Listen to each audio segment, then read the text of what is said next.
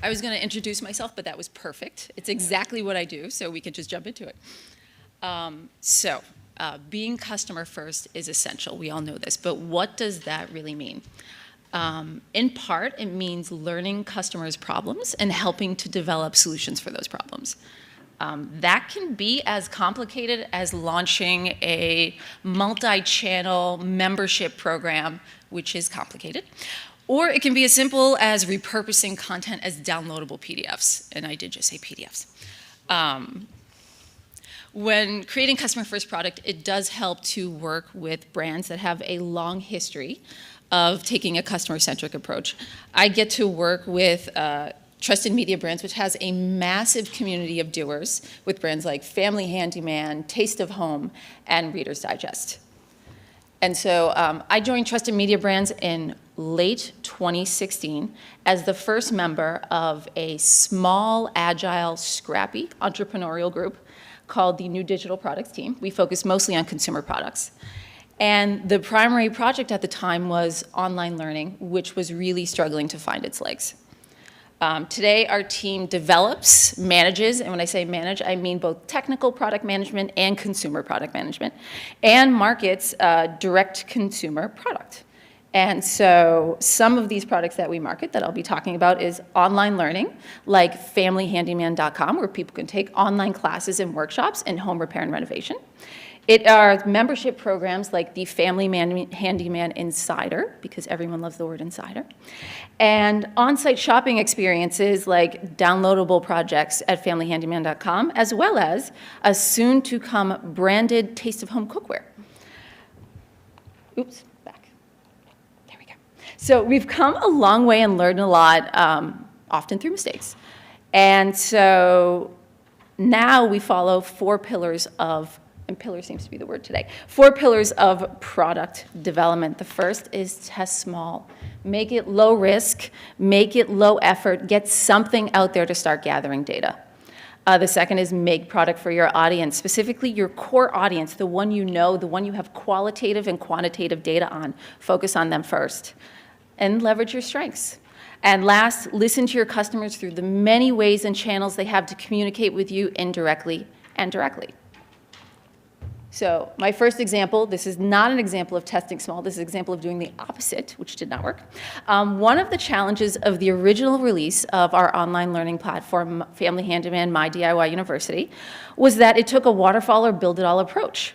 An entire school of content was created, a site developed to support that content, and it was launched in its entirety and marketed. However, the assumptions at the time led to content that didn't really resonate well with our core audience. So, what could testing small look like? This can be driving traffic to a landing page and watching the initial click-through rate from wherever you're driving traffic and engagement on the page just to gauge interest in an idea.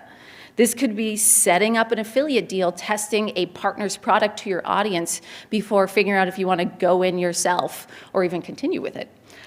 This can be utilizing external platforms that allow for rapid and inexpensive launches like Shopify, which is my friend right now, and licensing content to test your audience before putting the work in to develop content yourself.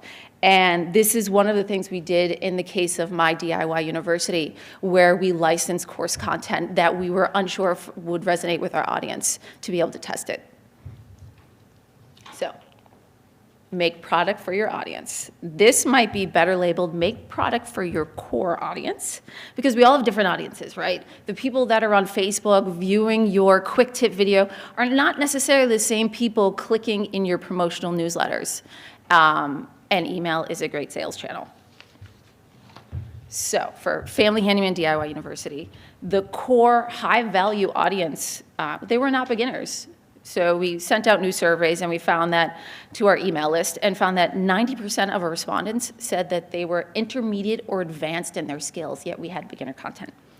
So instead of this beginner content, we created a differentiated pricing model. We launched what we now call premium workshops. Now these are super in-depth, 5 to 6 week long online workshops, as close as you can get to an in-person experience, but online, where we had instructors giving one-on-one support to answer those personal project-specific questions to our students.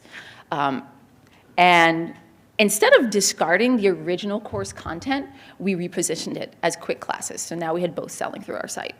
So what did this give us? Along with more market research, we now had essentially a live testing of benefits and plus a licensing content model that allowed us to test new topics with minimal upfront development costs and actually get them to market faster. So the results. We went from selling $25 beginner classes to selling $150 premium workshops. This increased our site average order value by 485%, and we did not see a reduction in site transactions. Premium workshops increased the on-site class engagement time by 210%. So now it's not uncommon to see students spending 5 hours on our site in a class per session. And a really interesting learning, one of the things that I did not expect is we learned that those purchasing these premium $150 workshops and these quick classes weren't necessarily different people. They were highly skilled in some areas, lesser skilled in others. And we know this because we were able to watch the purchasing behavior and the cart checkouts. Leveraging your strengths. Of the different direct-to-consumer product that we've developed, we've seen the easiest, and no, none of this is easy, but we've seen the easiest when there is a natural integration with existing editorial channels. So if you have a strong brand, build a product for that audience and make it readily available in the channels that the audience is used to engaging with your brand content. It's essentially leveraging your brand strength, leveraging your traffic, and leveraging existing trust. We do know that our brand's editorial content online and in our newsletters is able to sell product. We learned this in part from the success of our affiliate e-commerce efforts, where we were driving traffic to other retailers, Amazon, and audiences visiting our brand websites, reading our online posts, they trusted our opinions and suggestions. So this learning, paired with other research we were doing internal, contributed to 2 new products. One, mentioned the branded Taste of Home cookware, which is currently in development, figuring that out. And the second are the downloadable project plans recently launched on familyhandyman.com. And last, listening to the customers is so important. So we found that this is not just watching click habits, although we should be watching that also. It's also listening to the customers, learning their pain points, and learning what makes them proud. And so I'm going to walk through a few examples of what we were hearing from our customers. As mentioned, we recently launched a membership program called Family Handyman Insider. And during the R&D phase, we launched some conjoint analysis to be able to better understand the strength of standalone benefits and groups of benefits. Well, through this analysis, we learned that both internal and external audiences, those familiar with our brand and those that had no idea who we were, ranked project plans very high. It scored very high on both. So, and project plans are how to build something step-by-step materials list. We also know that our loyal followers, unsolicited, would send our editors emails, pictures, stories of the projects they built using our content. It's like, hey, look at my workbench. I did this from your site. We were able to see the interaction, and this is really, it's really interesting. One of my favorite parts, we're able to see the interaction between students and instructors on DIY University, where they are in conversation and talking about what projects they're working on now, what they had challenges with, and what they're going to work on next, essentially laying out our roadmap for us. We also know from customer service reports, because customers complaining is one of the best source of insights. I love it when they complain. That people were searching through back magazine issues for a project that they saw 5 years ago that they wanted to do now and couldn't find and wanted us to find it for them. And last, we had site data showing visitors on familyhandyman.com were clicking the print button and our social share icons to print out these buildable projects. So in so many ways, through so many channels, our customers or potential customers were saying, hey, we have a problem and we want a solution. So in late April 2019, not even 2 months ago, we launched downloadable project plans as a test. These are PDFs. Only 29 pages. That was our test. So small, so simple.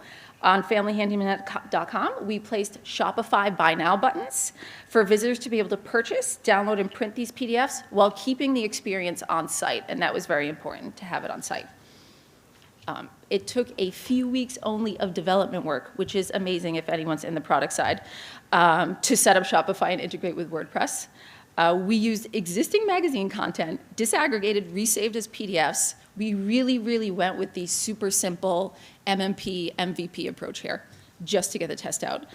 These 29 pages, no additional marketing effort, monetizing existing traffic on an existing site with existing content yielded 550 orders in 4 weeks.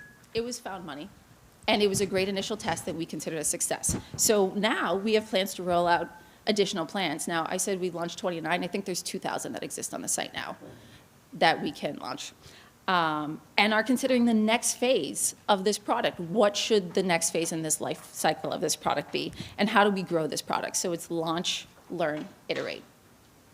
And it's a 2-for-1, because in our new Insider membership program, these same downloadables are a primary benefit.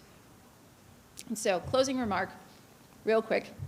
It is easier to build new product for an audience you know, one that's giving you data, that's telling you what they want, than to build audience for a new product. So if you're not used to this, start with the first, test it, refine it, find success, or hire people that know how to do this, and then expand into the latter.